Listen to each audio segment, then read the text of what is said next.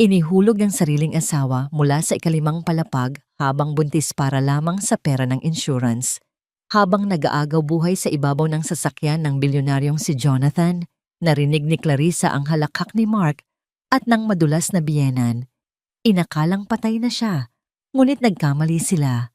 Nagbabalik ang isang ina, hindi para sa pag-ibig, kundi para sa isang matamis na paghihiganti sa pamamagitan ng tagumpay. Mabubuhay ba ang katarungan bago maubos ang huling patak ng kanyang luha? Huwag kang mag-alala, ma. Pipirma siya. Wala na siyang ibang matatakbuhan kundi ang bahay na ito. Pagkatapos ng gabing ito, hindi na natin kailangang magtiis sa pagmumukha niya. Isang pirma na lang sa insurance policy na yon at magiging maayos na ang lahat. Napatigil ang aking kamay sa hawakan ng pinto. Ang boses na yon, ang boses ni Mark na dati ay nagpapatibok ng aking puso sa tuwa, ay tila isang malamig na patalim na dahan-dahang humihiwa sa aking pagkatao. Nakatayo ako sa labas ng aming silid, bit-bit ang isang tray ng mainit na sopas. 7 buwan na ang dinadala ko sa aking sinapupunan at sa bawat hakbang, nararamdaman ko ang bigat ng aking katawan at ang kirot sa aking likuran. Ngunit binaliwala ko ang lahat ng yon. Naisip ko kasi na masama ang pakiramdam ni Mark dahil sa pagod sa trabaho. Kaya kahit nahihirapan akong kumilos, pinilit kong ipagluto siya ng paborito niyang pagkain. Siguraduhin mo lang, Mark, sagot ng aking biyenan, si Doña Corazon, na may tonong tila na inip. Sa wakas na ako sa babaeng yan. Napakawalang kwenta. Isang hamak na basahan na isiniksik ang sarili sa pamilya natin. Kung hindi lang dahil sa perang makukuha natin kapag nawala siya, matagal ko na siyang ipinatapon sa kalsada. Nanginig ang aking mga tuhod. Ang mangkok ng sopas na maingat kong tinimplahan ay nagsimulang gumalaw sa ibabaw ng tray.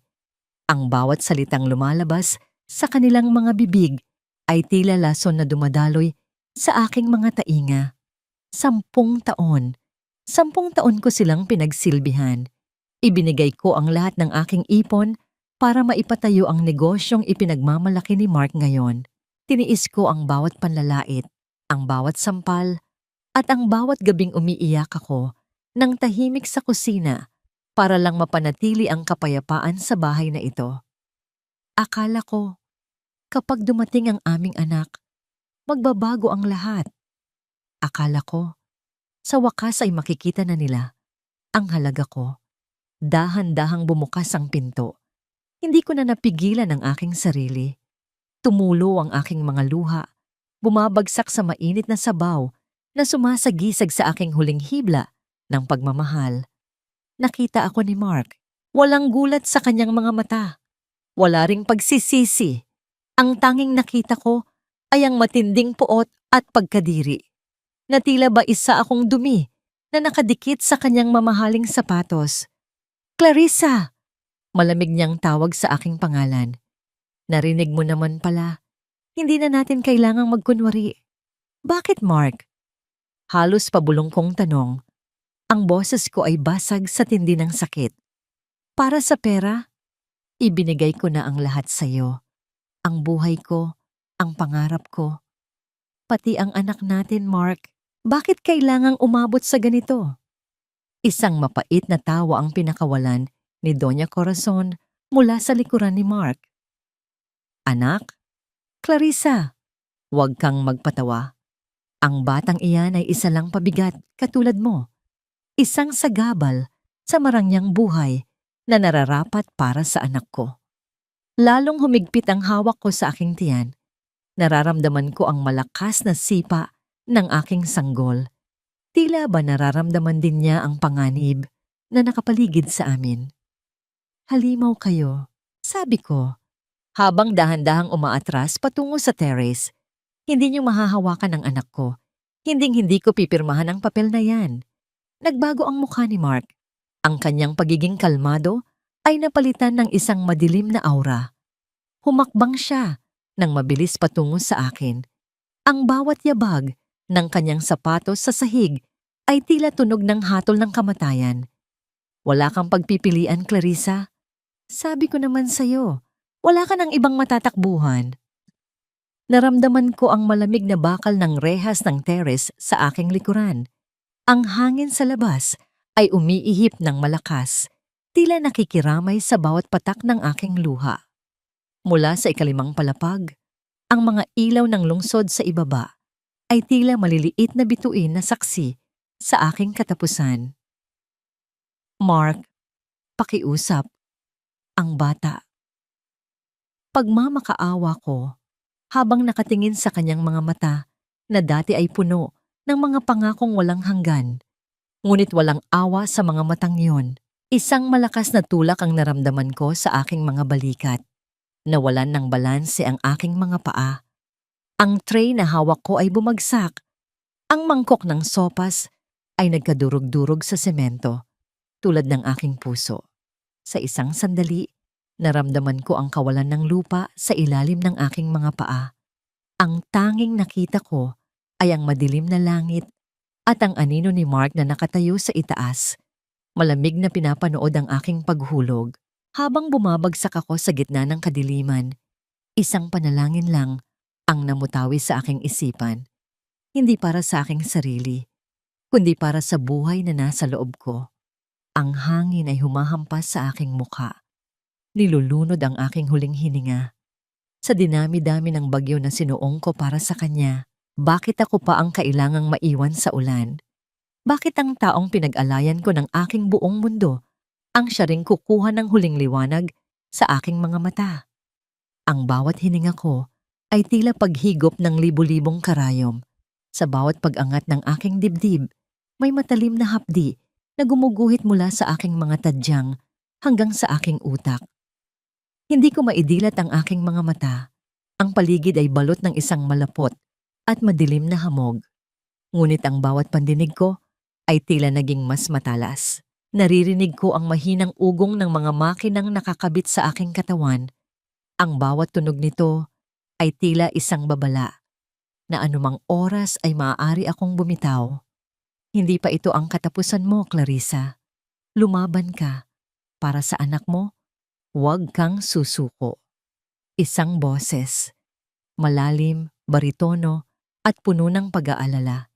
Hindi ito boses ni Mark. Ang boses na ito ay tila isang mainit na kumot sa gitna ng nagyayelong gabi. Naramdaman ko ang isang malaking palad na humawak sa aking kamay. Isang kamay na malinis, matatag, at hindi nanginginig sa puot. Sino siya?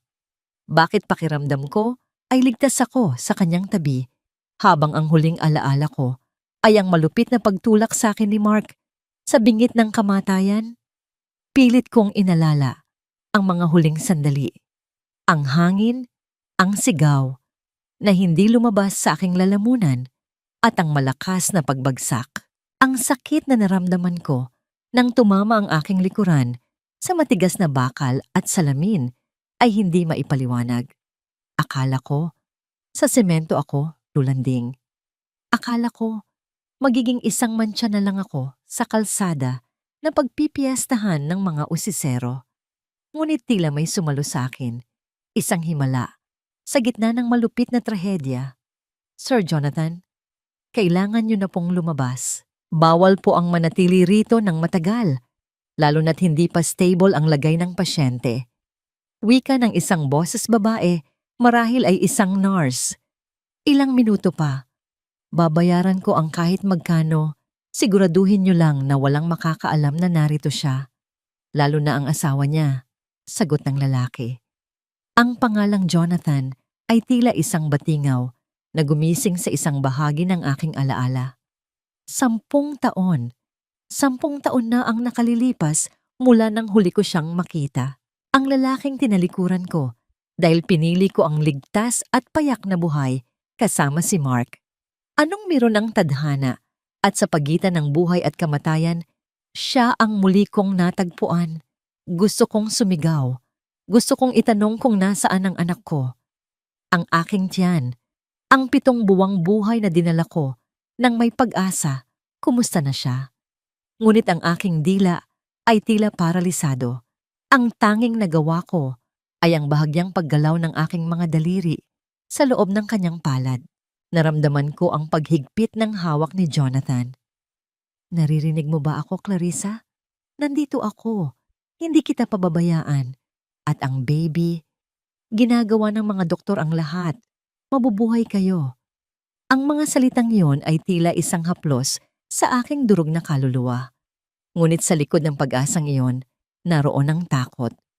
Kung buhay ako, kung narito ako, ibig sabihin ay hindi titigil si Mark. Alam kong hindi siya papayag na mabuhay ang saksi sa kanyang krimen. Sa mga sandaling ito, habang nakahiga ako at hindi man lang maigalaw ang aking daliri, ako ang pinakamahina sa buong mundo. Biglang bumukas ang pinto ng silid nang may kasamang kakaibang tensyon. Hindi ito ang normal na pagpasok ng isang nurse. May mabibigat na yabag ng sapatos na hindi pamilyar. Naramdaman ko ang pagtigas ng katawan ni Jonathan sa aking tabi. Sino ka? Anong ginagawa mo rito? Bawal ang bisita sa oras na ito. Mariing tanong ni Jonathan. Ang boses niya na kanina ay puno ng lambot, ay biglang naging kasing talim ng bakal. Pasensya na, sir. May ipinapabigay lang po ang pamilya Hoffman. Gusto lang po nilang masiguro kung humihinga pa ang pasyente. Sagot ng isang lalaking may paos na boses. Malamig na kilabot ang dumaloy sa aking buong katawan. Ang pamilya Hoffman, si Mark. Nagpadala na siya ng susuri sa kanyang trabaho. Nararamdaman ko ang panganib na dahan-dahang lumalapit sa aking higaan. Ang bawat segundo ay tila isang hakbang patungo sa kabilang buhay. Habang nakapiit ako sa loob ng sarili kong katawan, isang tanong ang paulit-ulit na humahampas sa aking isipan. Makakayanan ko pa bang protektahan ang anak ko kung ang mismong hininga ko ay hiram lang sa mga makina? O baka naman, ang muling pagmulat ng aking mga mata ay simula lamang ng isang mas malupit na bangungot? Sayang ang pera sa kabaong na yan, Mark. Kahit yari lang sa maruming karton ay ayos na. Dahil susunugin mo rin naman agad ang bangkay na yan para matapos na ang lahat. Ang tinig ni Doña Corazon ay tila isang malamig na hangin na pumasok sa aking pandinig kahit na ang aking katawan ay nananatiling bilanggo sa loob ng ICU. Hindi ko maidilat ang aking mga mata, ngunit ang bawat salita nila ay malinaw na nakaukit sa aking malay. Para akong isang kaluluwang ligaw na nakikinig sa sarili kong katapusan. Sa kabilang dako ng lungsod, sa isang marangyang punerarya, alam kong nagaganap ang isang palabas, isang huwad na lamay para sa isang asawang itinuring nilang basura. Huwag kang mag-alala, ma. Pinili ko ang pinakamurang package. Ang mahalaga ay ang death certificate. Kapag nailabas na ang abo, wala nang ebidensya ng anumang tama sa katawan niya. Malinis ang lahat. Sagot ni Mark. Naririnig ko ang kalansing ng baso. Marahil ay uminom siya ng mamahaling alak habang pinag-uusapan ang paglilibing sa akin. Naramdaman ko ang isang matinding pait na namuo sa aking tuyong lalamunan. Gusto kong sumigaw. Gusto kong bumangon at ipakita sa kanilang lahat ang mga pasa sa aking braso, ang bakas ng kanyang mga daliri sa aking balikat, at ang katotohanang ako ay humihinga pa. 10 taon akong nagtrabaho bilang isang hamak na kahera, nagtitiis sa gutom para lang mabili ni Mark ang unang kotse niya, para lang mabayaran ang mga utang sa sugal ni Doña Corazon. At ngayon, kahit ang huling hantungan ko, ay gusto pa nilang baratin. Sa loob ng aking isipan, nakikita ko ang itsura ng punerarya. Maraming puting bulaklak. Mga bulaklak na tiyak kong hindi galing sa kanilang bulsa, kundi mula sa mga kaibigang nag-aakalang nagdadalamhati si Mark. Nakikita ko si Mark na nakasuot ng barong, may hawak na panyo, at nagpapahid ng mga luhang buwaya sa harap ng mga bisita. Kaawa-awang Clarissa. Siguro ay bulong ng mga kapitbahay.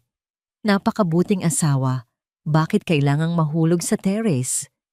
At si Mark, sa gitna ng kanyang acting, ay hihikbi at sasabihing, napakasakit Hindi ko alam kung paano kami magsisimula ng anak ko nang wala siya. Anak ko, sa tuwing nababanggit ang salitang iyon, tila may kuryenteng dumadaloy sa aking mga ugat. Nasaan ang anak ko? Buhay ba siya? O pati ba ang munting anghel na yon ay ninanakawan na rin nila ng pagkakataong masilayan ang mundo? Biglang bumukas ang pinto ng aking silid sa ospital. Naramdaman ko ang pagpasok ng isang pamilyar na presensya. Si Jonathan. Naririnig ko ang paghinga niya, mabigat at puno ng galit. Attorney, itigil niyo ang cremation. Mariing utos ni Jonathan sa kanyang kausap sa telepono. Nalaman ko na nagsumaite na si Mark Hoffman ng mga papeles para sunugin ang bangkay na inaakala nilang si Clarissa sa loob ng 24 na oras. Gamitin mo ang lahat ng koneksyon natin. Harangin niyo ang punerarya. Sabihin niyo na may kailangang imbestigahan ang pulisya. Narinig ko ang pagbaba niya ng telepono at ang mabilis niyang paglapit sa aking higaan. Naramdaman ko ang kanyang mga daliri na marahang humahaplos sa aking noo. Ang lamig ng kanyang balat ay tila nagpapakalma sa nag-aapoy kong galit. Clarissa, hindi ko hahayaang burahin nila ang bakas mo sa mundong ito, bulong ni Jonathan. Ang boses niya ay nanginginig sa tindi ng emosyon. Habang umiiyak sila sa harap ng isang walang lamang kabaong, dito ay gagawin ko ang lahat para maibalik ka. At kapag handa ka na, titiyakin kong sila naman ang luluhan ng dugo. Ang namagitan sa amin sa katahimikan ng gabing iyon, kahit hindi ako makapagsalita, naramdaman ko ang isang patak ng luha na galing sa kanya na lumanding sa aking pisngi. Isang luha mula sa isang bilyonaryong akala ng lahat ay gawa sa bato, ngunit narito, umiiyak para sa isang babaeng matagal na niyang dapat kinalimutan. Ngunit sa kabila ng proteksyon ni Jonathan, isang malaking katanungan ang bumabagabag sa akin.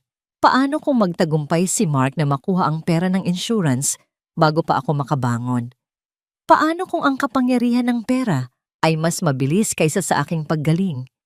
Narinig ko ang muling pagtunog ng aking heart monitor. Bumibilis ang bawat tibok.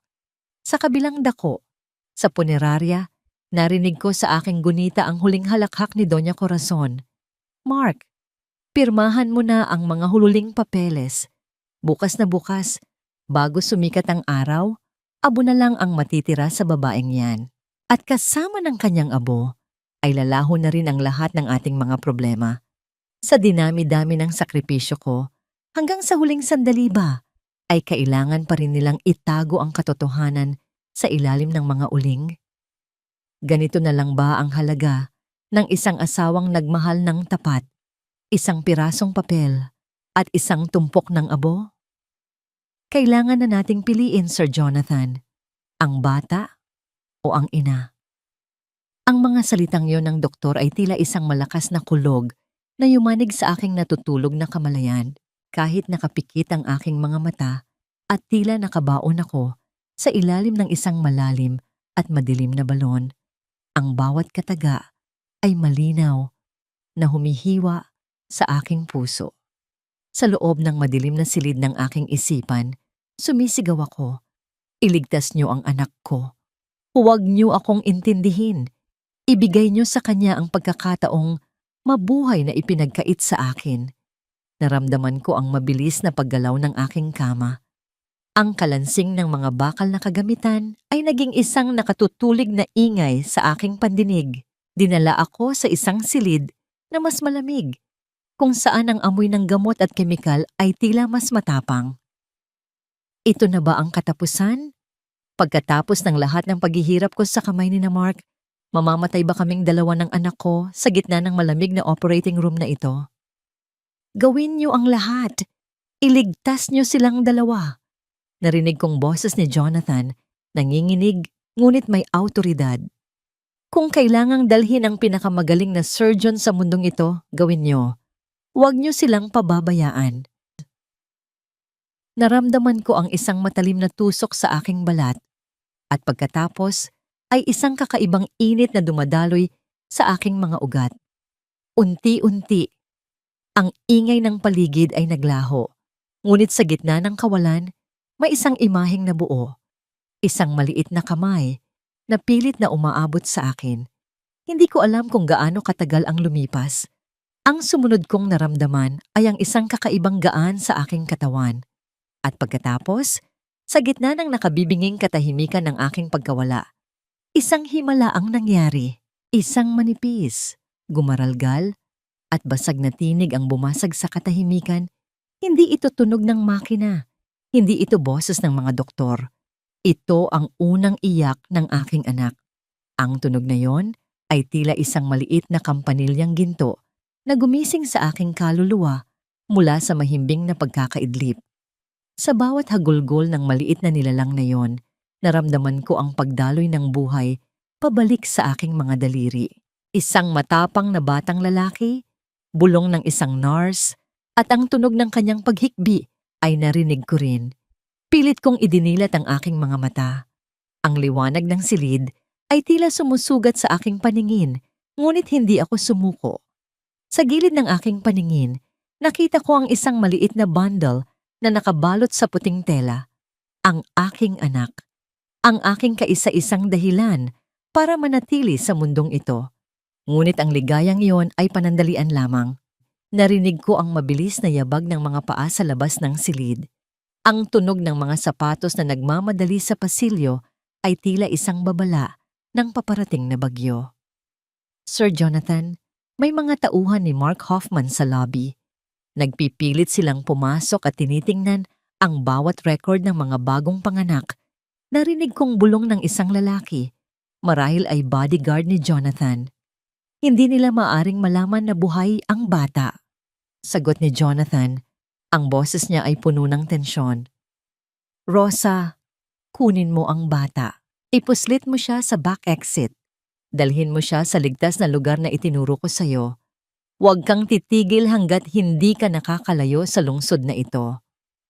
Gusto kong sumigaw. Gusto kong sabihin na huwag nilang ilayo ang anak ko. Kakapanganak ko pa lang, hindi ko pa man lang nahahawakan ang kanyang malambot na balat. Ngunit ang aking katawan ay tila gawa sa mabigat na tingga.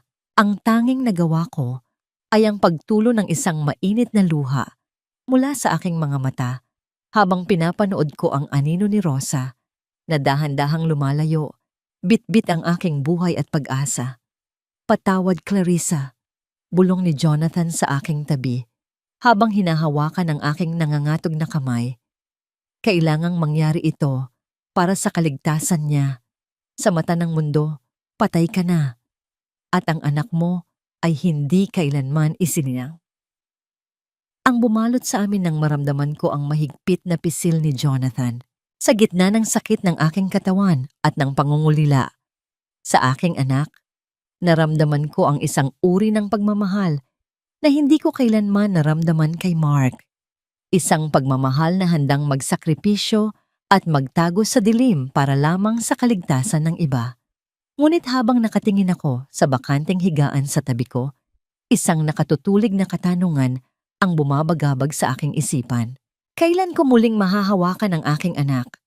Sa pagpili ni Jonathan na itago ang katotohanan, hindi ko ba lalong itinatali ang aking sarili sa isang buhay na puno ng lihim at pagpapanggap? At paano kung sa paglayo ni Rosa, ang aking anak, ay tuluyan ng maging isang estranghero sa aking sariling mga bisig? Sa dinami-dami ng dugo at luha na ibinigay ko para mailuwal siya, bakit sa huli, kailangan ko pa ring panoorin ang kanyang pag-alis mula sa malayo? Ilang buwan na ang lumipas, Clarissa. Pero ang mga paa mo, tila nakalimutan na kung paano tumayo. Ang boses ng aking physical therapist ay puno ng pasensya, ngunit para sa akin, bawat salita niya ay tila isang hatol ng habambuhay na pagkakakulong. Nakaupo ako sa gilid ng aking kama, nakatingin sa sarili kong mga binti na dati ay malakas at maliksi. Noong nakatira pa ako sa impyerno ni na Mark, ang mga paang ito ang tumatakbo para pagsilbihan sila. Ang mga paang ito ang naglalakad ng pagkahaba-haba para makatipid sa pamasahe, mabilhan lang si Mark ng bagong kurbata. Ngunit ngayon, kahit ang paggalaw ng aking mga daliri ay tila isang bundok na hindi ko kayang akyatin. Susubukan nating muli, bulong ni Jonathan mula sa pintuan. Araw-araw siyang naririto. Araw-araw niyang pinapanood ang aking paghihirap, ang aking mga luhang pumapatak sa tuwing bumibigay ang aking mga tuhod. Dahil sa matinding kalungkutan, halos hindi ko kayang magsalita. Para saan pa, Jonathan? Ang tanong ko, ang boses ko ay halos hindi marinig. Wala na ang anak ko. Tapos na ako sa mata ng lahat. Siguro, mas mabuti pa kung ako na lang ang nawala. Huwag mong sabihin yan, sabi ni Jonathan. Lumapit siya at lumuhod sa aking harapan. Dahan-dahang hinawakan ang aking mga kamay na malamig sa lamig. Buhay ang anak mo, Clarissa. Ligtas siya kay Rosa. Pero paano mo siya muling mahahawakan kung susuko ka rito? Paano mo siya mababawi kung hahayaan mong manalo ang mga taong nagtulak sa iyo sa bangin?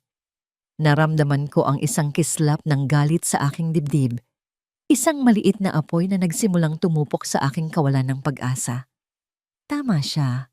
Hindi ako pwedeng manatiling lumpo habang sila ay nagsasaya sa perang ninakaw nila sa akin. Gusto kong magtrabaho. Sabi ko nang may determinasyon, hindi ko matatanggap ang lahat ng ito bilang limos, Jonathan.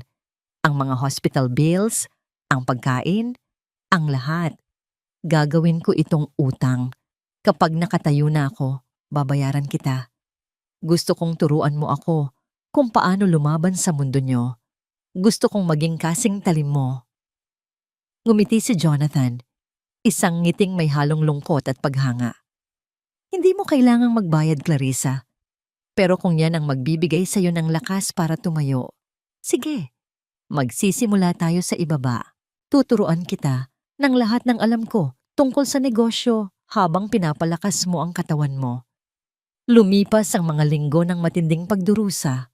Sa tuwing susubukan kong tumayo sa pagitan ng dalawang bakal na hawakan, nararamdaman ko ang panginginig ng aking buong pagkatao. Ang pawis ay dumadaloy sa aking noo at ang bawat hakbang ay tila pagtapak sa nagbabagang uling. Ngunit sa bawat pagbagsak ko, ang mukha ng aking anak ang nakikita ko. Ang kanyang unang iyak ang nagsisilbing musika na nagtutulak sa akin na muling bumangon. Isang hapon, habang nagpapahinga ako, pagkatapos ng isang mahabang sesyon ng therapy, nakakita ako ng isang maliit na sinulid sa aking kumot. Kulay asul ito, kapareho ng kulay ng maliit na damit na suot ng aking anak bago siya itakas ni Rosa. Ang bumalot sa akin habang pinapaikot ko ang sinuliid sa aking daliri. Pakiramdam ko, sa pamamagitan ng maliit na hiblang iyon, ay konektado pa rin ako sa kanya, na kahit malayo kami, iisang hangin ang aming nilalanghap. Upang mapawi ang aking pangungulila, binuksan ko ang telebisyon sa loob ng silid. Gusto kong malaman kung ano ang nangyayari sa labas, kung kumusta na ang mundong tinalikuran ko. Ngunit ang bumungad sa akin ay isang balitang tila muling nagtulak sa akin sa madilim na bangin. Sa screen, nakita ko si Mark. Mukha siyang masaya, masigla, at mas marangya kaysa dati. Nakasuot siya ng isang mamahaling tuxedo at sa tabi niya ay isang magandang babae. Si Vanessa, ang tagapagmana ng isang malaking kumpanya ng real estate. Ang tinaguriang most eligible widower na si Mark Kaufman ay muling magbubukas ng kanyang puso. Anunsyo ng reporter. Matapos ang trahedyang pagkawala ng kanyang asawa, ilang buwan lang ang nakalilipas, nakahanap ang negosyante ng bagong pag-asa sa piling ni Vanessa Santiago.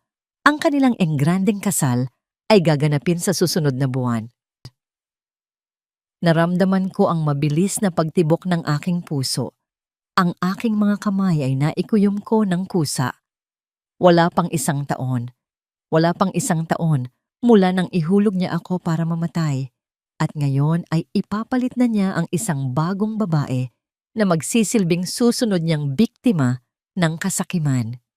Tumingin ako sa aking mga paa. Sa gitna ng aking galit, isang milagro ang nangyari. Nang hindi ko namamalayan, Naitulak ko ang aking sarili paitaas. Nakatayo ako. Hindi hawak ang mga bakal, hindi hawak si Jonathan. Nakatayo ako sa sarili kong mga paa habang nanginginig sa puot. Mark, bulong ko. Ang aking boses ay puno ng lason. Magsaya ka sa kasal mo. Magsaya ka sa bawat sandaling akala mo ay nakatakas ka na. Dahil sa bawat hakbang na ginagawa ko ngayon, papalapit ako sa iyo. At kapag nagtagpo muli ang ating mga landas, titiyakin kong ang altar na pupuntahan mo ay magiging sarili mong libingan. Napansin ko ang refleksyon ko sa salamin ng telebisyon. Hindi na ito ang Clarissa na mahina. Ang mga mata ko ay tila mga baga na handang manupok. Ngunit sa likod ng aking tapang, may isang malaking takot na bumubulong sa aking isipan. Paano kung sa aking pagbabalik, hindi na ako makilala ng aking anak? Paano kung sa pagpili ko sa landas ng paghihiganti, tuluyan ko nang maiwan ang natitirang kabutihan sa aking puso? 5 taon, 5 mahabang taon na ang ibinaon ko sa limot. Ngunit ang bawat gabi ay tila isang walang katapusang pag-uulit ng aking pagkahulog mula sa balkonahing iyon. Nakatayo ako sa harap ng isang malaking salamin sa loob ng aking penthouse suite. Ang babaeng nakatingin sa akin ay hindi na ang Clarissa, na duguan, lupaypay, at namamalimos ng pag-ibig. Ang babaeng nasa harap ko ngayon ay si Claire Valeren, ang pangalang kinatatakutan at iginagalang sa mundo ng industriya ng kagandahan at medisina. Ang aking balat, na dati ay puno ng pasa at gasgas, ay kumikinang na ngayon sa ilalim ng marangyang chandelier. Ang aking mga kamay, na dati ay magaspang sa paglalaban ng mga damit ni Mark, ay malinis at may hawak na kapangyarihang magpabagsak ng mga kumpanya sa isang lagda lamang. Ang Lumina Essence, ang kumpanyang itinayo ko sa tulong ni Jonathan, ay naging simbolo ng paghilom. Ngunit para sa akin, bawat bote ng produktong ibinebenta ko ay isang hakbang patungo sa aking tunay na layunin. Hindi sapat ang yaman, hindi sapat ang katanyagan. Ang tanging hiling ko ay ang makuha muli ang aking anak na si Caleb, na ngayon ay lumalaki sa isang lihim na mansyon sa labas ng bansa, malayo sa mga mata ng mga halimaw. Handa ka na ba, Claire? Narinig ko ang mahinang katok sa pinto at ang pagpasok ni Jonathan. Nakasuot siya ng isang formal na tuxedo at sa loob ng 5 taon, nanatili siyang matatag na haligi sa aking tabi. Ang kanyang tingin ay puno ng paghanga, ngunit naroon din ang pangamba. Alam niya na ang gabing ito ang simula ng aking pagbabalik sa Maynila. Ang gabing ito, ang unang pagkakataon na muling hihinga ang multo ng nakaraan sa harap ng mga pumatay sa kanya. Higit pa sa handa, Jonathan, sagot ko habang isinusuot ang aking mga hikaw na gawa sa diamante. Ang bawat kislap nito ay tila paalala ng mga luhang natuyo na sa aking mga pisngi. Naganap ang charity gala sa isang marangyang hotel. Ang hangin ay puno ng amoy ng mamahaling pabango at ang tunog ng mga kubyertos na tumatama sa porselana ay tila isang masalimuot na musika. Habang naglalakad ako sa gitna ng bulwagan, nararamdaman ko ang pagsunod ng mga tingin ng mga tao. Ang bawat yabag ng aking matulis na takong sa marmol na sahig ay tila tunog ng isang orasan na nagbibilang ng huling sandali ng aking mga kaaway. At doon, sa gitna ng karamihan, nakita ko siya. Si Mark Hoffman. Mukha siyang mas matanda, may mga linya na ng stress sa kanyang noo. Ngunit naroon pa rin ang mapagkunwaring ngiti na ginamit niya para linlangin ako noon. Sa tabi niya ay si Vanessa, na mukhang pagod at hindi masaya, na tila ba ang perpektong kasal na binalita noon ay naging isa ring kulungan para sa kanya. Nalaman ko mula sa aking mga espiya na ang kumpanya ni Mark ay unti-unti nang nalulubog sa utang dahil sa kanyang maling mga desisyon at bisyo. Naramdaman ko ang panlalamig ng aking mga daliri. Ang aking puso ay tumibok ng mabilis, tila isang tambol na nagbababala ng digmaan. Gusto kong sumigaw. Gusto kong sugurin siya at itanong kung paano niya nakakayang matulog sa gabi habang ang alaala ng isang buntis na asawa ay nakabaon sa kanyang konsensya. Ngunit pinigilan ko ang aking sarili. Ang paghihiganti ay isang putahe na pinakamainam isilbi ng malamig. Ang nangyari nang mapahinto ako sa harap ng isang buffet table. Nakakita ako ng isang maliit na cupcake na may asul na icing, ang paboritong kulay na nais ko sanang isuot sa aking anak. Kinuha ko ito at naramdaman ang lambot nito sa aking mga daliri. Naalala ko si Caleb, ang kanyang tawa na naririnig ko lang sa video call, ang kanyang mga mata na kawangis nang sa akin. Para sa iyo ito, Caleb. Para sa kinabukasan nating dalawa. Excuse me, Miss Valeraine? Ang boses na yon. Ang boses na dati ay nagpapatulo ng aking luha sa takot. Dahan-dahan akong lumingon. Nakatayo sa harap ko si Mark. May hawak na baso ng wine at may bakas ng pagnanasa sa kanyang mga mata. Pagnanasa para sa aking pera at koneksyon. Hindi niya ako nakilala. Para sa kanya, ako ay isang mayamang estranghero na maaaring magligtas sa kanyang bumabagsak na imperyo. I'm Mark Hoffman from Hoffman Enterprises. Pagpapakilala niya, sabay abot ng kanyang kamay. Narinig ko ang tungkol sa iyong kumpanya. Napakagaling ng iyong mga nagawa sa loob ng maikling panahon. Tumingin ako sa kanyang nakalahad na kamay. Ang kamay na nagtulak sa akin sa kamatayan. Isang mapait na ngiti ang sumilay sa aking mga labi. Sa halip na tanggapin ang kanyang kamay, tinitigan ko siya ng diretso sa mga mata. I know exactly who you are, Mr. Hoffman. Ang aking boses ay kalmado, ngunit may talim ng isang labaha.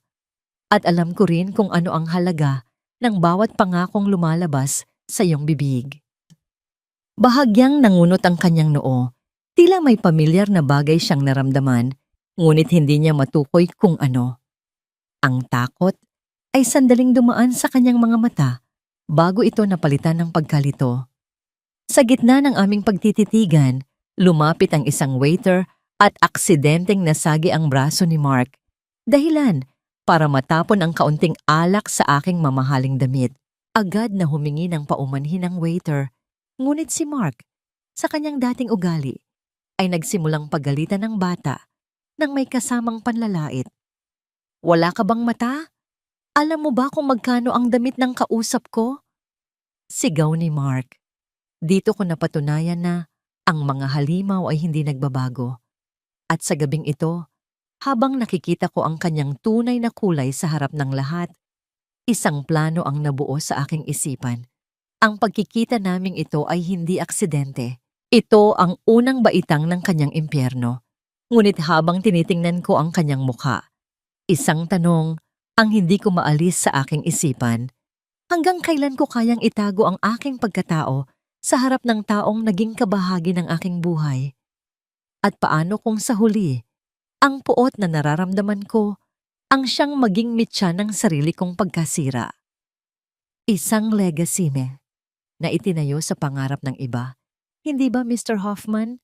O baka naman, itinayo sa abo ng mga taong nagmahal sa iyo ng tapat? Ang mga salitang yon ay lumabas sa aking bibig na kasing lamig ng yelong nasa loob ng aking baso. Nakita ko ang paninigas ng panga ni Mark. Ang kanyang mapanlinlang ng ngiti ay sandaling naglaho, napalitan ng isang malalim na pagkalito.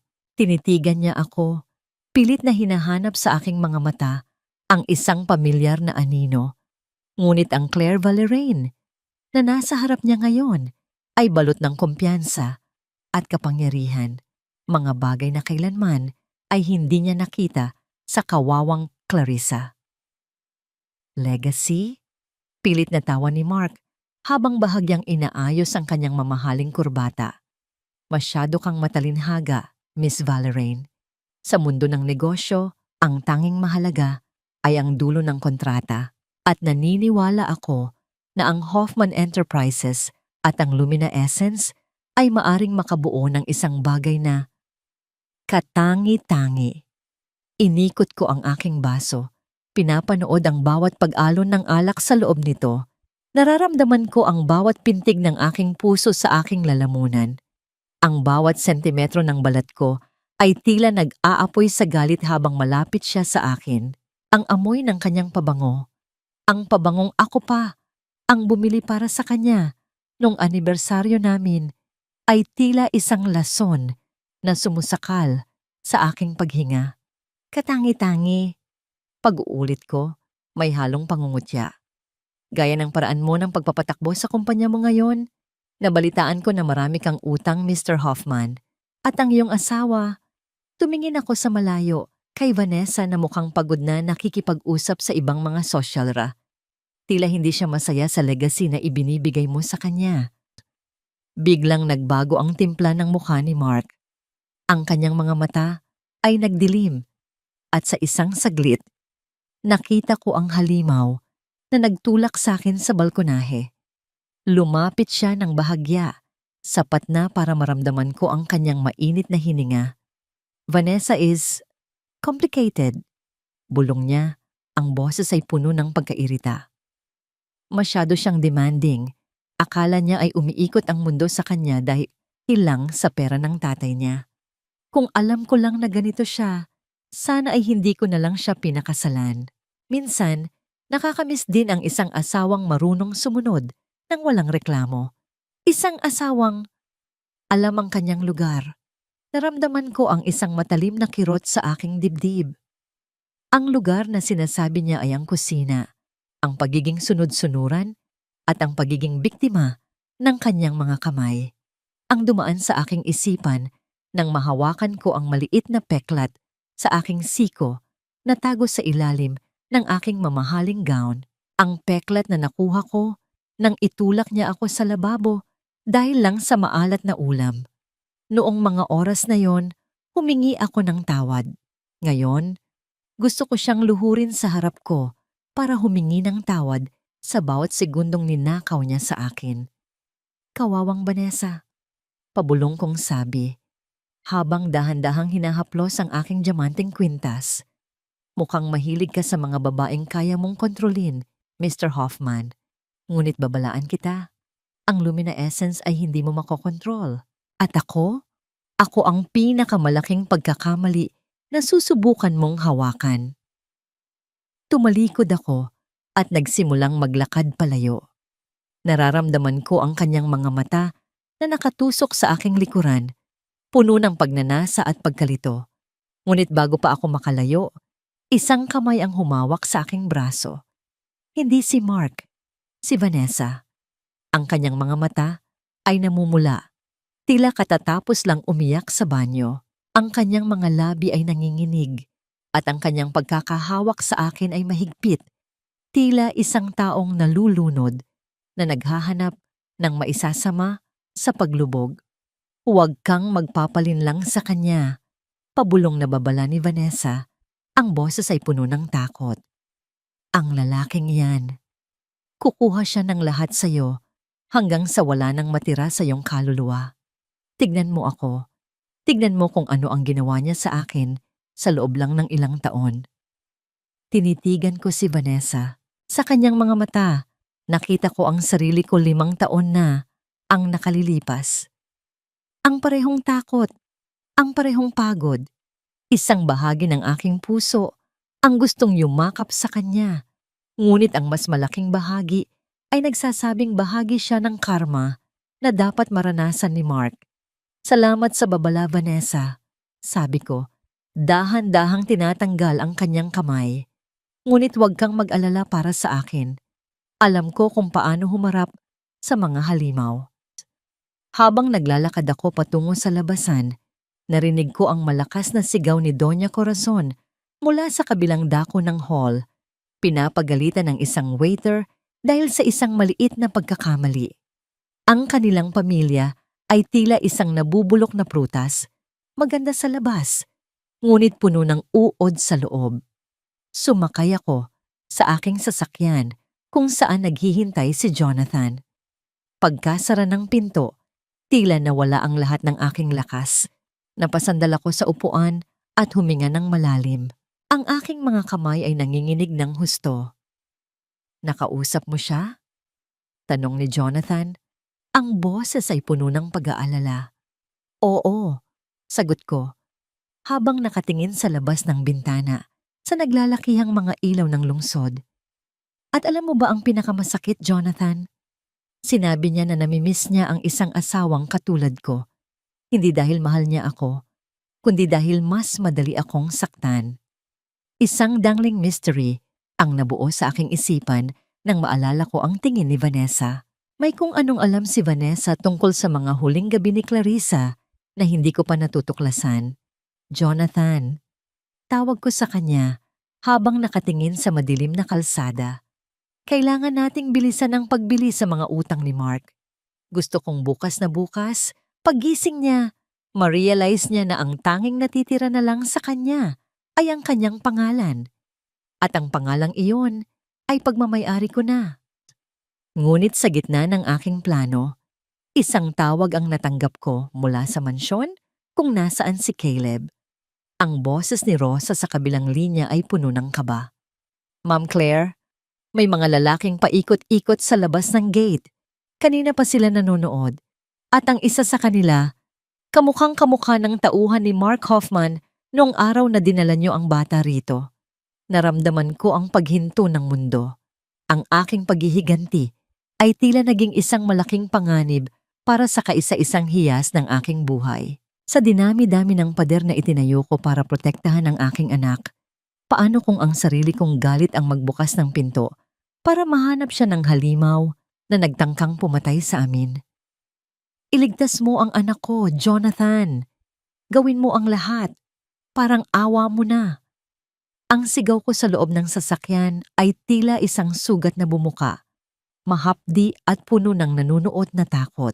Ang boses ni Rosa sa kabilang linya ay tila isang multong mahabol sa akin. Binubura ang lahat ng kumpiyansang itinayo ko sa loob ng 5 taon. Sa isang sandali, nawala ang Claire Valerain na makapangyarihan. Bumalik ako sa pagiging Clarissa, ang inang walang ibang sandata, kundi ang kanyang mga luha. Huminahon ka, Claire. Nakadeploy na ang security team ko. Walang makakapasok sa mansyon. Mariing sabi ni Jonathan habang mabilis na pinihit ang manibela. Ang tunog ng gulong na humahampas sa aspalto ay tila ba mabilis na pintig ng aking puso. Napasandal ako sa upuan. Ang aking mga kamay ay nakakuyom hanggang sa bumaon ang aking mga kuko sa aking palad. Tumingin ako sa labas ng bintana. Ang mga ilaw ng lungsod ay nagiging malabong guhit ng kulay dahil sa bilis ng aming takbo.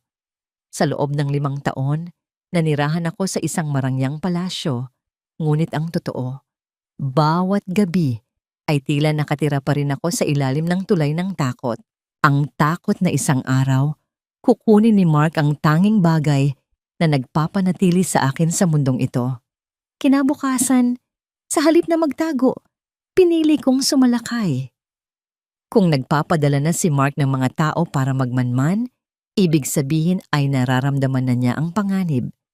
Kailangan ko siyang lunurin sa sarili niyang mga utang bago pa niya malaman ang katotohanan. Pumasok ako sa opisina ng Hoffman Enterprises nang walang pasabi. Ang paligid ay hindi na kasing kinang ng dati. Ang mga empleyado ay may bakas ng pag-aalala sa kanilang mga mukha at ang amoy ng luma at alikabok ay nagsisimula ng manaig sa bawat sulok. Ang kumpanyang dati ay itinatangi ni Mark ay tila isang barkong unti-unti nang nilalamon ng dagat. Miss Valerain, anong maipaglilingkod ko sa inyo? Gulat na tanong ni Mark nang pumasok ako sa kanyang opisina. Nakita ko ang isang tumpok ng mga papel sa kanyang mesa, mga demand letter mula sa bangko. Sa gilid, nakaupo si Doña Corazon na mas matanda na ang itsura at puno ng alahas na tila ba sinusubukan pa ring itago ang kanilang kahirapan. Mark, sino ba itong babaeng ito? Siya ba ang sinasabi mong investor? Bakit parang napakawalang galang niya? Mataray na tanong ng matanda. Isang mapait na ngiti ang sumilay sa aking mga labi. I'm here to offer you a way out, Mr. Hoffman. Or should I say, A way to survive the next 24 hours. Umupo ako sa tapat ni Mark.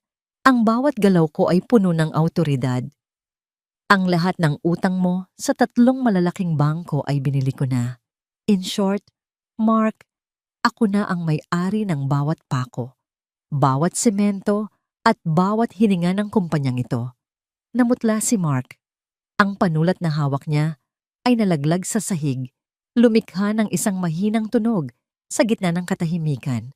Bakit? Bakit mo gagawin yon?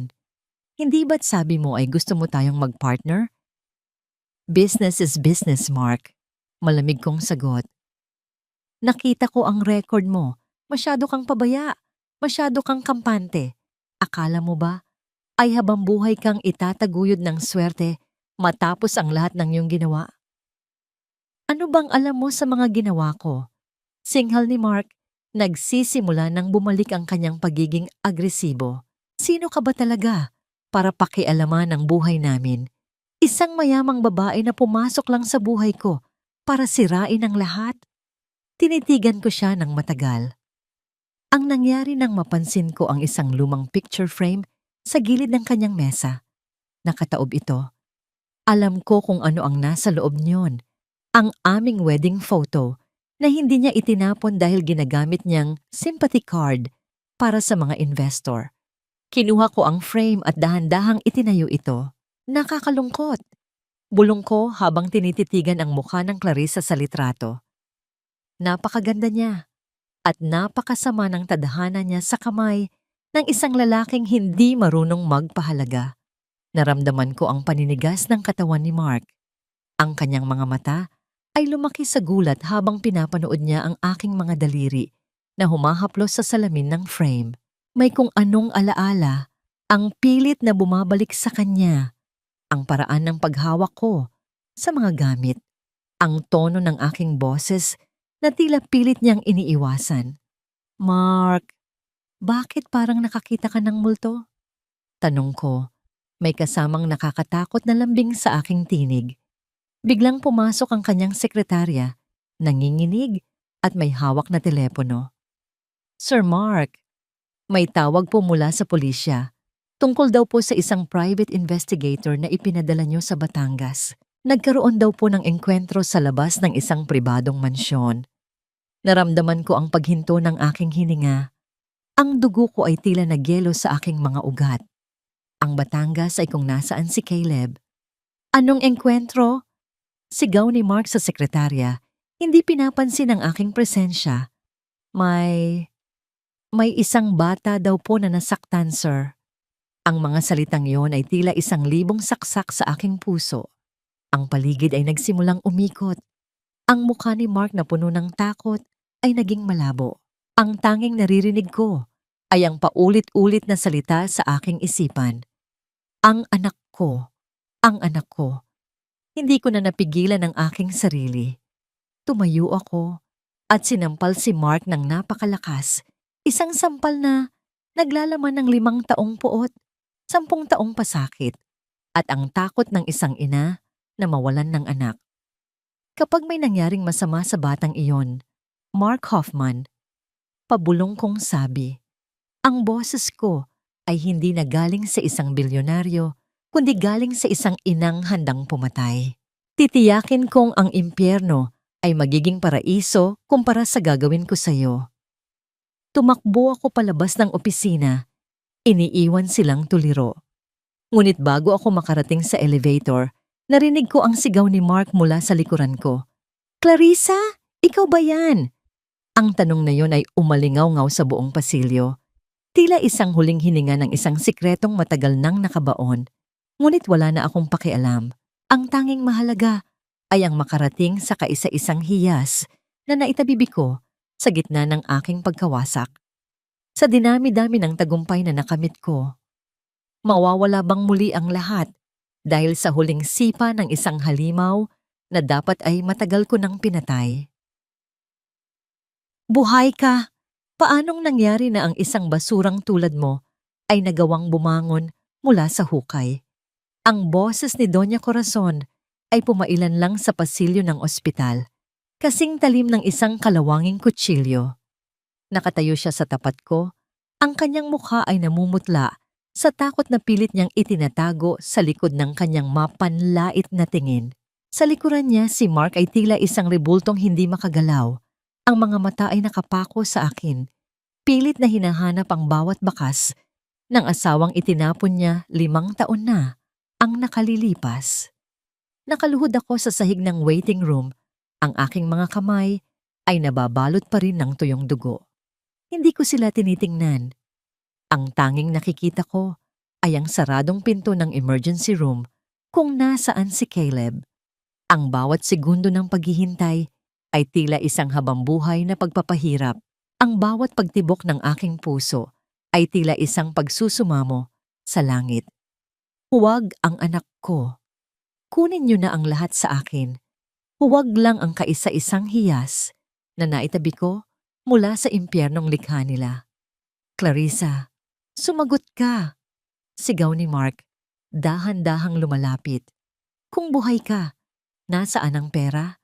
Nasaan ang lahat ng ninakaw mo sa amin sa pamamagitan ng kumpanyang yan? At ang batang iyon? Sino ang batang iyon? Dahan-dahan akong tumayo. Ang aking mga tuhod ay nanginginig, ngunit ang aking paningin ay naging kasing talim ng apoy. Tiningnan ko si Mark, pagkatapos ay ang kanyang ina. Isang mapait na tawa ang kumawala sa aking lalamunan. Isang tawang puno ng lason at pait. Pera pa rin ba, Mark? Sa gitna ng katotohanang pinagtangkaan mo ang buhay ko, ang tanging hinahanap mo pa rin ay ang pakinabang? Lumapit ako sa kanya. Hindi inaalintana ang kanyang laki. Ang batang nasa loob. Siya ang batang pinagkaitan mo ng pangalan. Siya ang buhay na itinulak mo sa balkonahe kasama ko. Hindi totoo yan! Sabat ni Doña Corazon. Ang kanyang mga brilyante sa leeg ay tila sumasakal na sa kanya. Patay na ang bata. Sinabi ng mga doktor na walang nakaligtas. Isa kang impostora. Isang baliw na gustong sirain ang pamilya namin. Tinitigan ko ang matanda. Ang nangyari nang makita ko ang panginginig ng kanyang mga daliri habang hawak ang kanyang mamahaling bag.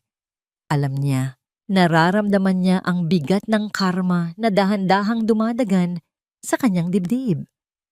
Doña Corazon, pabulong kong sabi, ang boses ko ay kasing lamig ng semento sa ilalim ng aming mga paa. Ang utang na loob na lagi niyo ring isinusumbat sa akin. Ngayon ay sisimulan ko ng singilin. Hindi sa pamamagitan ng pera, kundi sa pamamagitan ng bawat luhang ibinuhos ko sa loob ng 5 taon. Biglang bumukas ang pinto ng emergency room. Lumabas ang isang doktor. Ang mukha ay balot ng pagod at lungkot. Halos tumigil ang mundo ko. Tumakbo ako patungo sa kanya. Ang aking hininga ay tila nakabara sa aking lalamunan. Doc! Ang anak ko. Kumusta ang anak ko? Bago pa makapagsalita ang doktor, humarang si Mark. Doc, ako ang ama. Sabihin niyo sa akin, ano ang lagay ng pasyente? Tumingin ang doktor kay Mark. Pagkatapos ay sa akin, puno ng pagkalito. Ang bata ay nasa critical na kondisyon. Marami siyang nawalang dugo dahil sa tama ng balas sa balikat.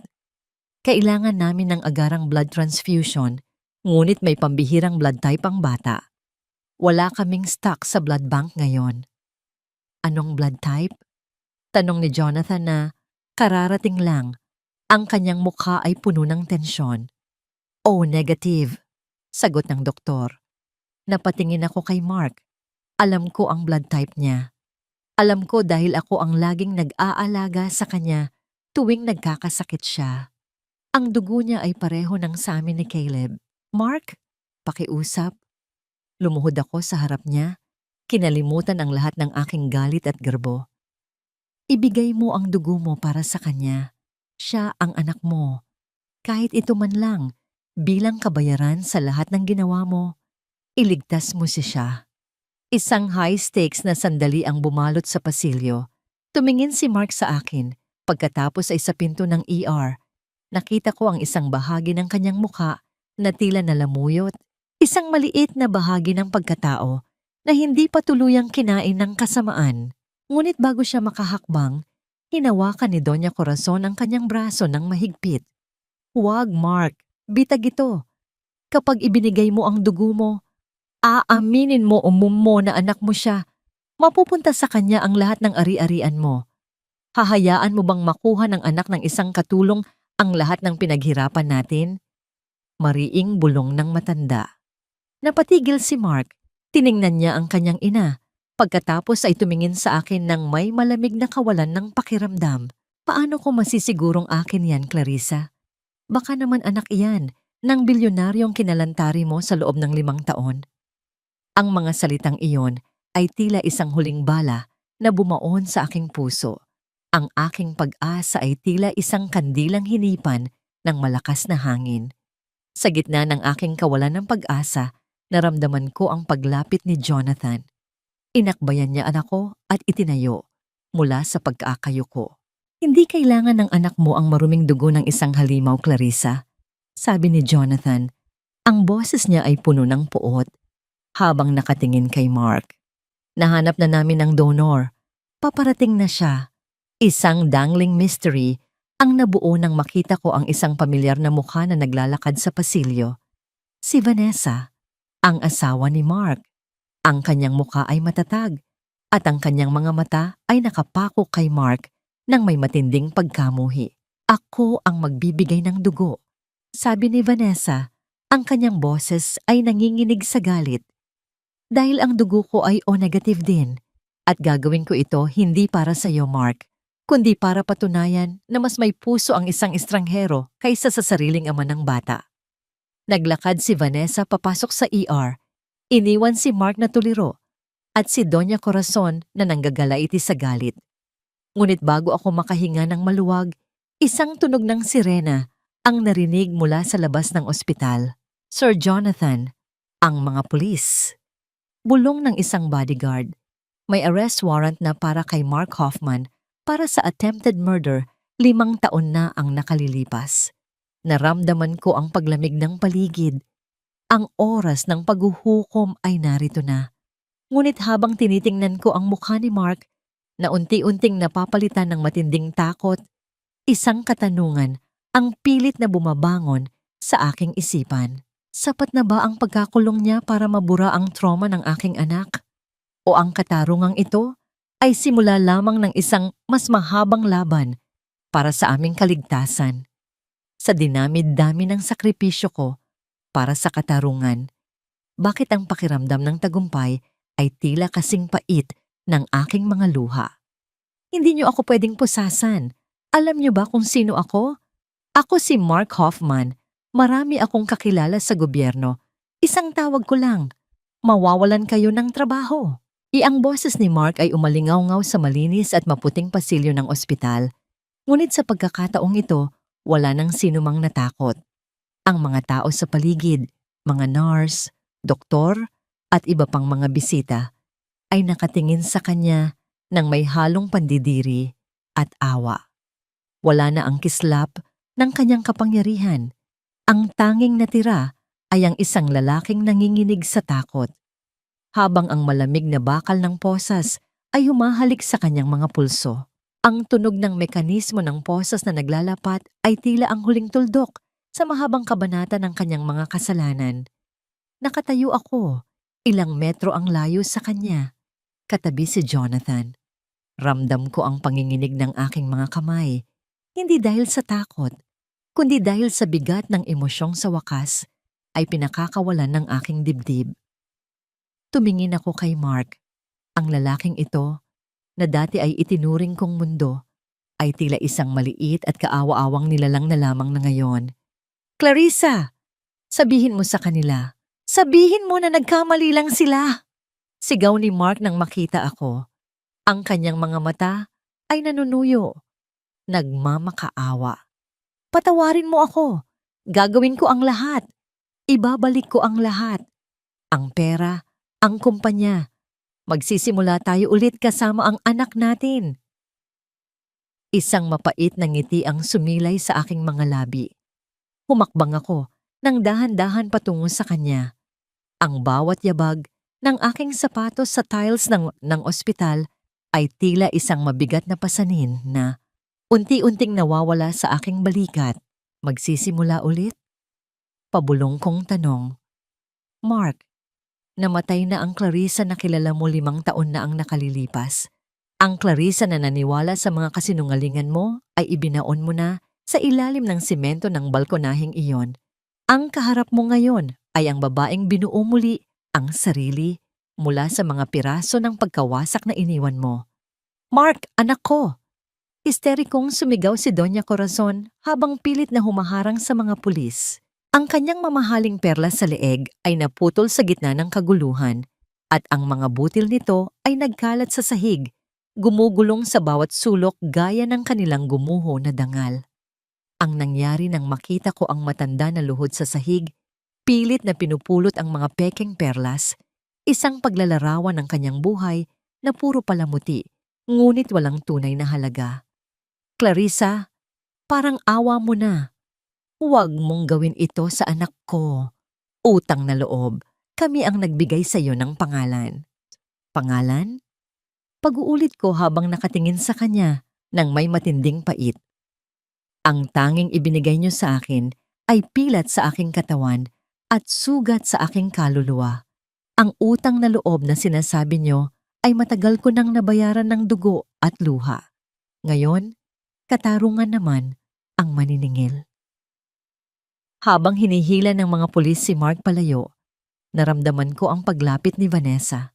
Ang kanyang mukha ay maputla pa rin matapos ang pagbibigay ng dugo para kay Caleb, ngunit ang kanyang mga mata ay puno ng determinasyon. Inabot niya sa akin ang isang maliit na envelope. Ito ang mga dokumentong kailangan mo, Claire, sabi ni Vanessa. Ang boses ay mahina ngunit matatag. Lahat ng ebidensya ng insurance fraud, ang mga peking pirma mo na ginawa niya, at ang mga video mula sa security camera na itinago niya. Hindi ko alam na kasama pala ako sa planong pumatay sa iyo noong una. Pero ngayon, gusto kong maging bahagi ng iyong pagbangon. Tinitigan ko ang envelope. Ito na ang huling pako sa kabaong ng mga Hoffman. Isang malalim na hininga ang pinakawalan ko. Ang injustice engine na nagtulak sa akin sa loob ng 5 taon ay tila unti-unti nang humihinto, napapalitan ng isang kakaibang katahimikan. Ngunit sa gitna ng tagumpay na ito, isang anino ang dumaan sa aking isipan. Narinig ko ang pagbukas ng pinto ng silid ni Caleb. Lumabas si Rosa, ang mukha ay balot ng kaba. Ma'am Claire, si Caleb po. Mabilis na sabi ni Rosa. Tumakbo ako papasok sa silid, hindi pinapansin ang mga huling sigaw ni Mark sa pasilyo.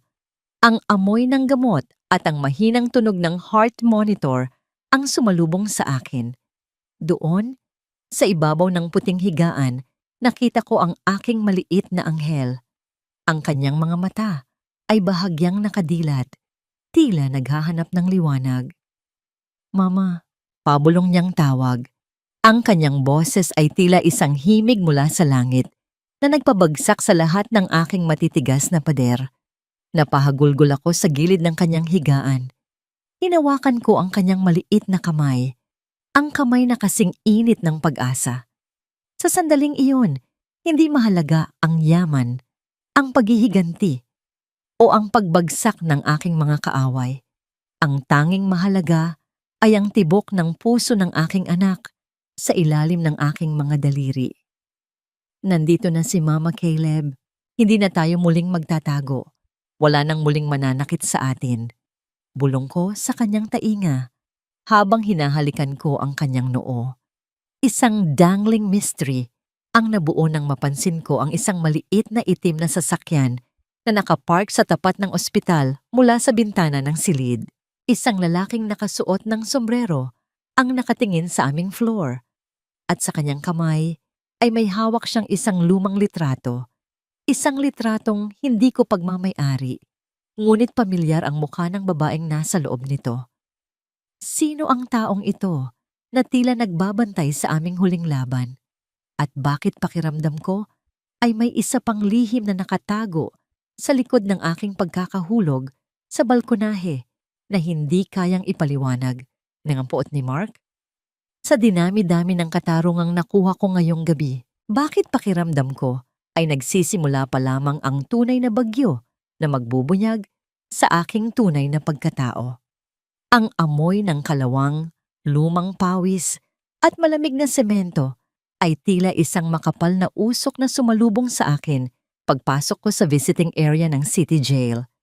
Ang paligid ay madilim at ang bawat hakbang ng aking matulis na takong sa semento ay lumilikha ng isang matalim na alingaw-ngaw na bumasag sa nakakabinging katahimikan ng pasilyo. Ilang araw na ang lumipas mula nang arestuhin si Mark. Sa loob ng maikling panahong iyon, ang imperyong ipinagmamalaki niya ay tuluyan ng gumuho habang ang kanyang ina na si Doña Corazon ay naiwang nag-iisa sa isang maliit na inuupahang kwarto, lunod sa kahiyan at utang. Nang ilabas ng gwardya si Mark mula sa kanyang selda, halos hindi ko na makilala ang lalaking nakatayo sa kabilang panig ng rehas.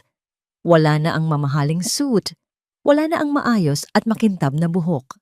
Nakasuot siya ng isang kupas na kahel na uniforme. Ang kanyang mga mata ay malalim at may madilim na mga bilog. At ang kanyang mga balikat ay nakayuko, tila dinadaganan ng buong mundo. Umupo siya sa silya sa kabilang dako ng makapal na salamin. Kinuha ko ang telepono para makausap siya. "Clarissa?" Ang boses niya ay basag, puno ng panginginig at pagmamakaawa. "Alam kong pupunta ka. Alam kong sa kabila ng lahat, may natitira pa ring puwang dyan sa puso mo para sa akin. Bawiin mo na ang mga kaso. Pakiusap, hindi ko kaya sa lugar na ito." Tinitigan ko siya ng matagal. Walang galit, walang puot, kundi isang malalim na awa para sa isang kaluluwang ganap ng nilamon ng kasakiman. Ang dumaan ng dahan-dahan kong itinaas ang manggas ng aking blusa hanggang sa makita niya ang isang mahaba at malalim na peklat sa aking braso. Ang sugat na nakuha ko nang tumama ako sa salamin ng kotse noong gabing ihulog niya ako. "Nakikita mo ba ito, Mark?" Mahinahon kong tanong. Ang aking boses ay tila isang malamig na hangin. Dati, ikinahihiya ko ang mga peklat na iniwan mo sa akin. Sinasaklawan ko ito ng mahahabang damit at makakapal na makeup dahil iniisip ko na isa akong sirang laruan na walang halaga. Ngunit ngayon, tuwing titingin ako sa salamin, ang nakikita ko ay hindi isang biktima. Ang nakikita ko ay isang mandirigma na nakaligtas sa pinakamasamang halimaw sa buhay niya. Nakita ko ang pagtulo ng kanyang luha, ngunit hindi ito luhang galing sa pagsisisi. Ito ay luha ng isang taong nabigo. Ginawa ko lang yon dahil kailangan natin ng pera, Clarissa. Para iyon sa kinabukasan natin. Hindi, mariin kong sagot. Pinuputol ang kanyang mga kasinungalingan. Ginawa mo yon para sa sarili mo. At ngayon, Mark, narito ako hindi para makipagbalikan o magpatawad. Narito ako para tingnan sa huling pagkakataon ang lalaking hindi na kailanman makakapanakit sa akin o sa anak ko. Ibaba ko na sana ang telepono nang biglang tumawa si Mark. Isang tawa na tuyo, mapait, at tila nagmumula sa kailaliman ng kanyang nabubulok na kaluluwa. Napahinto ako at muling inilapit ang telepono sa aking tainga. "Akala mo ba talaga ay tapos na, Clarissa?" Panunuyan niya. Ang kanyang mga mata ay nanlilisik sa isang huling pagtatangka na sirain ang aking kapayapaan. "Akala mo ba nagkataon lang na ikaw ang napili kong pakasalan? 10 taon na ang nakalilipas. Isang ulilang lumaki sa probinsya. Walang yaman, walang koneksyon. Kumunot ang aking noo. Naramdaman ko ang muling pagmabilis ng tibok ng aking puso. Ano ang sinasabi mo?" Lumapit siya ng husto sa salamin. Ang kanyang hininga ay nag-iwan ng hamog sa salamin na naghihiwalay sa amin. "Yung lalaking nagmamanman sa inyo sa ospital." "Akala mo ba tauhan ko yon?" "Hindi, Clarissa. Ang tunay mong ama ay hindi ang magsasakang namatay sa sakit. Pinakasalan kita dahil nalaman ko ang tunay mong pagkatao bago mo pa man matuklasan. Sa araw ng iyong 30 kaarawan, may isang malaking trust fund na nakapangalan sa iyo mula sa pamilyang nagtapon sa iyo. Kailangan kitang mamatay bago mo makuha iyon para sa akin mapunta ang lahat bilang legal na asawa. Ang mga salitang yon ay tila isang malakas na sampal na yumanig sa aking buong pagkatao. Ang aking pinagmulan, ang aking buhay, lahat ng iyon ay isang malaking kasinungalingan na pinagplanuhan? Ang taong nasa labas, Clarissa, patuloy ni Mark, nakangiti ng nakapangingilabot. Siya ang anino ng tunay mong pamilya. At maniwala ka sa akin, mas masahol pa sila kaysa sa ginawa ko sa'yo. Good luck sa bago mong impyerno, asawa ko. Ibinaba ni Mark ang telepono at tumalikod. Sumunod sa gwardya pabalik sa kadiliman ng kulungan. Naiwan akong nakatayo, nanginginig, at pilit na pinoproseso ang bigat ng kanyang mga binitawang salita. Lumabas ako ng presinto na tila naglalakad sa ibabaw ng ulap. Ang ulan ay tahimik na bumabagsak sa semento, hinuhugasan ang alikabok ng kalsada, ngunit hindi ang kaba sa aking dibdib. Nang imulat ko ang aking mga mata at tumingin sa kabilang kalsada, huminto ang aking paghinga. Nakaparada sa ilalim ng isang madilim na poste ng ilaw ang parehong itim na sasakyan na nakita ko sa ospital. Dahan-dahang bumaba ang bintana sa likuran nito. Mula sa loob, isang lalaking may katandaan na nakasuot ng eleganteng suit ang tumitig sa akin. Ang kanyang mga mata ay kamukhang-kamukha ng sa akin. Sa dinami-dami ng laban na ipinanalo ko upang mabawi ang aking kalayaan. Ito na ba ang simula ng pagkakakulong ko sa isang nakaraan na hindi ko kailanman kilala? Ang malamig na hangin na may dalang pinong ambon ay tila humaplos sa aking mukha habang nakatitig ako sa lalaking bumaba mula sa itim na sasakyan. Isang payong ang binuksan ng kanyang tauhan upang silungan siya, ngunit ang kanyang mga matang kasing kulay at kasing lalim ng sa akin ay nakapako lamang sa aking pagkatao. Dahan-dahan siyang naglakad papalapit at sa bawat hakbang niya, pakiramdam ko ay nagbabasa ako ng isang aklat ng aking nakaraan na hindi ko kailanman nabuklat. Hinanap kita sa loob ng 30 taon, Clarissa. Ang boses ng lalaki ay nanginginig, basag sa tindi ng emosyon at pangungulila. Ako si Alejandro de Leon, ang lalaking minahal ng iyong ina, ang amang hindi mo nakilala dahil sa kasakiman ng sarili kong pamilya na naglayo sa inyo. Tinitigan ko siya. Ang galit na pilit itinanim ni Mark sa aking isipan kanina ay tila natunaw tulad ng asukal sa mainit na tsa. Ipinaliwanag ni Alejandro na tinukoy ni Mark ang aking tunay na pagkatao sa pamamagitan ng isang pribadong imbestigador noon pa man. Pinakasalan ako ni Mark hindi dahil sa pag-ibig, kundi bilang isang pamumuhunan, naghihintay sa araw na makuha ko ang aking mana upang agawin ito mula sa akin. Gusto kong ibigay sa iyo ang mundo, anak, bulong ni Alejandro. Ang mga luha ay malayang umaagos sa kanyang mga pisngi na nagpapakita ng kanyang edad. Ang lahat ng yaman ko ang pangalan ko, sa iyo ito, ang namutawi sa aking puso.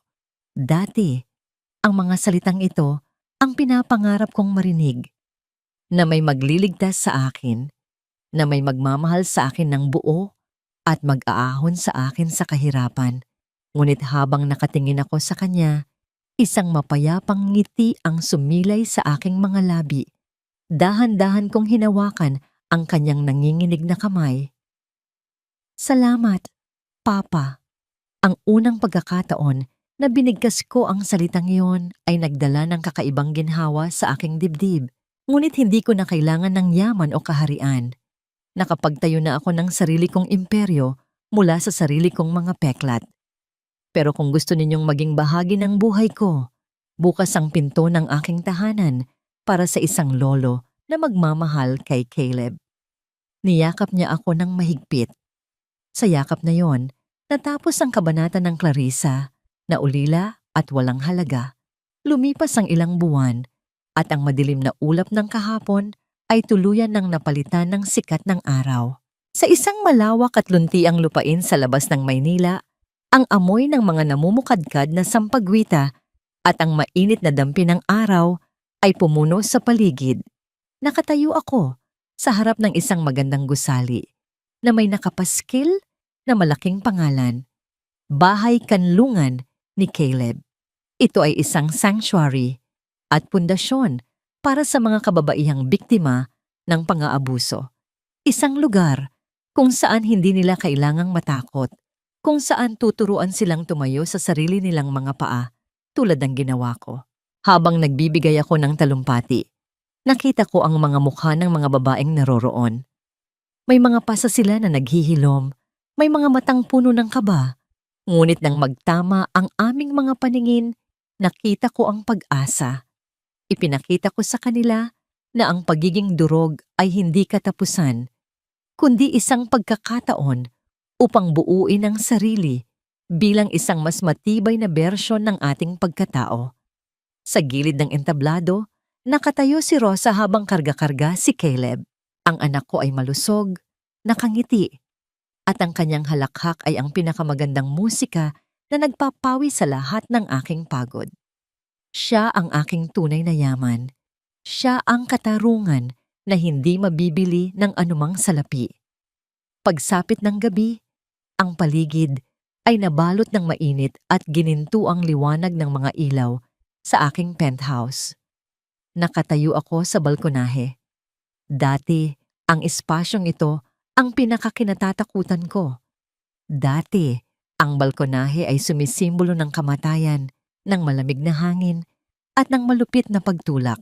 Ngunit ngayon, habang pinapanood ko ang mapayapang kalangitan, nililikha ko ang mga bagong alaala upang burahin ang trauma ng nakaraan.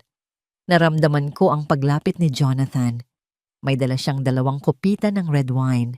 Ang paglapat ng aming mga baso ay lumikha ng isang pino at tahimik na himig na sumasabay sa tahimik na gabi. Napakaganda ng ginawa mo kanina, Claire. Mahinang wika niya. Ang boses ay puno ng paggalang at paghanga. Hindi ko magagawa ang lahat ng ito kung hindi mo ako tinuruan kung paano lumaban, Jonathan. Sagot ko, habang nakatingin sa kanyang mga mata. Ibinaba ni Jonathan ang kanyang baso. Dahan-dahan siyang lumapit, walang pagmamadali, walang pag-angkin. Inabot niya ang aking kamay at marahan itong pinisil. Ang init ng kanyang palad ay nagpadaloy ng isang payapa at ligtas na pakiramdam sa aking buong katawan. Hindi siya isang prinsipe na dumating para isalba ako.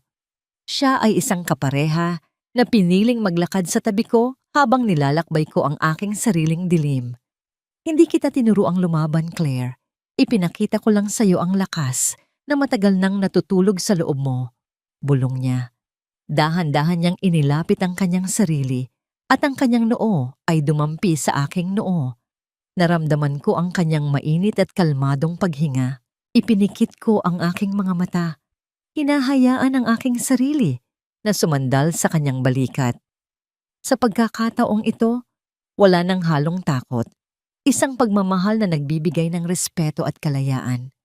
Ngunit habang nakasandal ako kay Jonathan at nilalasap ang kapayapaan na matagal kong ipinaglaban, isang huling pagmumuni-muni ang dumaan sa aking isipan.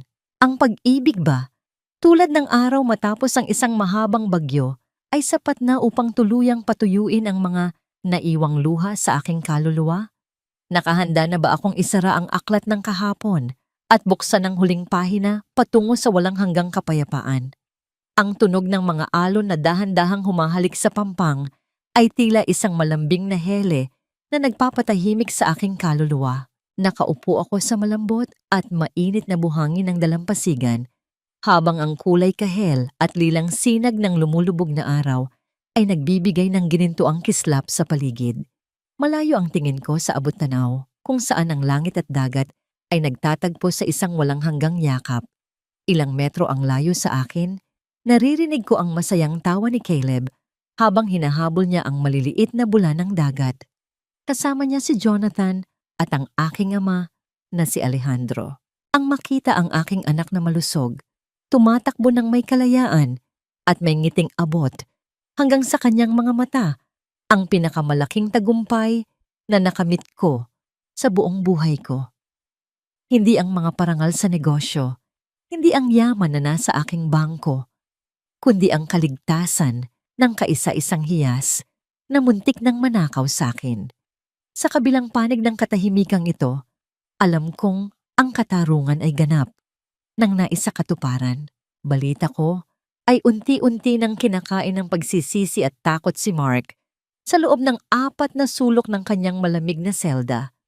Ang kanyang pangalan ay naging isang babala sa balita, habang ang kanyang ina na si Doña Corazon ay naiwang namumuhay sa isang mundong walang sino mang gustong lumingon sa kanya. Ang kanilang pagbagsak ay hindi ko na kailangang panoorin ng personal dahil ang kanilang kawalan sa aking kasalukuyan ay sapat na kabayaran para sa lahat. Tiningnan ko ang aking mga palad. Wala na ang mga paltos mula sa mabibigat na trabaho. Wala na ang panginginig sa tuwing makakarinig ng mabibigat na yabag ng sapatos. Ang mga kamay na ito ay ginagamit ko na ngayon para magpatayo ng mga tahanan para sa mga nangangailangan, para humaplos sa pisngi ng aking anak, at para yakapin ang aking sarili sa tuwing nararamdaman ko ang lamig ng alaala. Dahan-dahang lumapit sa akin si Jonathan at naupo sa aking tabi. Hindi siya nagsalita agad. Hinayaan niya kaming balutin ng katahimikan ng papalubog na araw. Ang nangyari nang marahan niyang ipinatong ang kanyang kamay sa ibabaw ng aking kamay. Walang halong pilit, walang halong pag-angkin. Ang init ng kanyang palad ay tila isang pangako na hindi ko na kailangang harapin ang susunod na bagyo ng mag-isa. Ano ang iniisip mo, Claire? Mahinahon niyang tanong. Iniisip ko kung paano nagbago ang lahat. Sagot ko habang nakasandal ang aking ulo sa kanyang balikat. Dati, akala ko ang balkonaheng iyon ang katapusan ng aking kwento.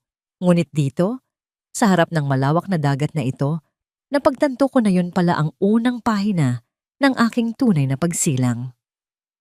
Huminga ako ng malalim, nilalasap ang amoy ng dagat at ang kapayapaang matagal kong ipinagkait sa aking sarili. Ang mga peklat sa aking katawan at kaluluwa ay mananatili, ngunit hindi na sila sumasagisag sa sakit.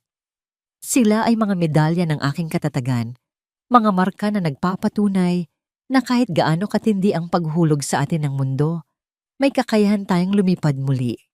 Pinanood ko si Caleb na tumatakbo patungo sa amin, bitbit ang isang maliit na kabibe na nakita niya sa buhangin. Inabot niya ito sa akin nang may malaking ngiti. Sa sandaling iyon, alam kong tapos na ang laban. Ang gabi ay lumipas na at ang bukang liwayway na aking hinintay ay narito na upang manatili. Wala nang takot, wala nang pagtatago. Ang dating Clarissa na itinulak sa dilim ay ganap nang naglaho at ang Claire na nakatayo ngayon ay punong-puno ng liwanag. Ang aking tagumpay ay hindi ang pagbagsak ng aking kaaway, kundi ang pagbuo muli ng aking nadurog na puso. Sa huling pagkakataon, tiningnan ko ang langit at bumulong sa hangin. Salamat. Dahil binigyan mo ako ng pagkakataong mabuhay muli, isang huling sulyap sa aking anak, sa aking ama, at sa lalaking nanatili sa aking tabi. Ang aking kwento ay hindi natapos sa trahedya, kundi sa isang matamis at payapang simula.